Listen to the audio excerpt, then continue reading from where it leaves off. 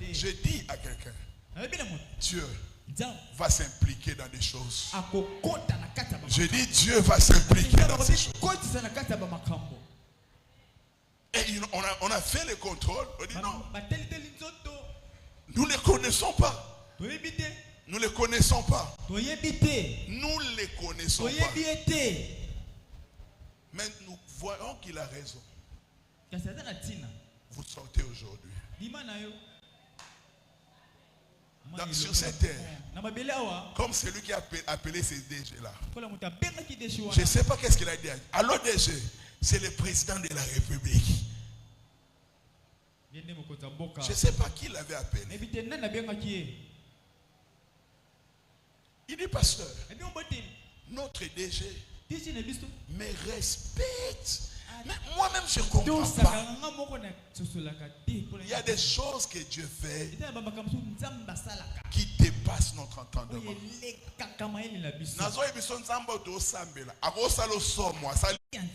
Sont inépuisables. Les ressources de Dieu sont inépuisables. Nous devons placer notre confiance en lui. Parce que ces ressources sont inépuisables. Philippiens chapitre 4. Verset 19 le dit. Philippiens 4 et 19. C'est Paul qui prie alors que les chrétiens de Philippe sont venus à son aide. Il prie pour eux en disant, mon Dieu pourvoira tous vos besoins selon sa richesse avec gloire qui est en Christ Jésus.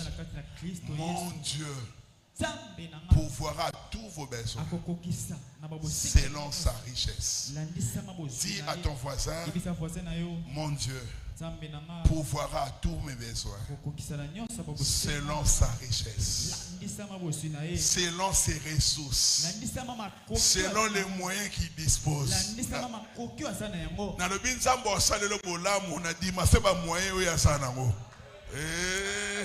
Dieu a des ressources inépuisables.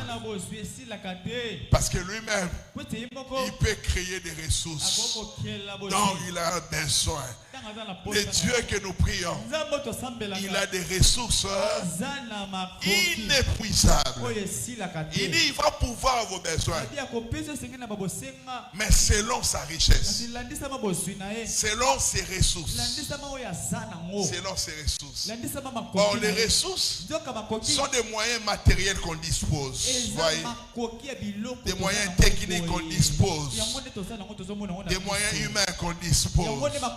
Dieu pourvoira tous nos besoins.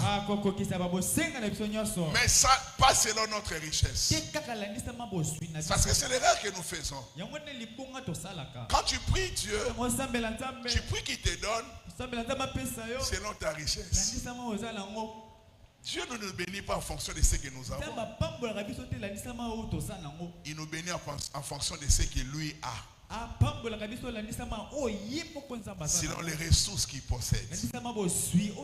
Or, les ressources de Dieu sont inépuisables. Il a dit aux Juifs, si ces gens ici ne chantent pas, les pierres vont s'élever et chanteront pour Dieu. C'est pour cela, si Dieu te fait grâce de les servir, trouve cela comme une faveur. Parce que les richesses de Dieu sont inépuisables.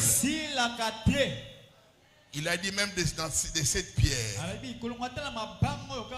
Dieu peut susciter une descendance à Jacob. Si Dieu passe par toi pour faire du bien aux gens, trouve en cela une grâce. Parce que Dieu a des ressources inépuisables. Quelqu'un comprend ce que je suis en train de dire. Dieu a des ressources inépuisables. Vous savez avec moi que c'est Pierre, non, c'est André qui a amené Pierre à Jésus. Vous savez ça? Parce que André C'est le frère à Pierre. C'est André qui a amené Pierre, son frère, à Jésus. Mais regarde ce que Jésus a fait avec Pierre. Au-delà même de André qui l'a amené. André n'a pas écrit un livre. Et dans Actes des Apôtres, on ne parle même pas d'André, vous voyez. Mais Pierre a écrit. Un Pierre, deux Pierres.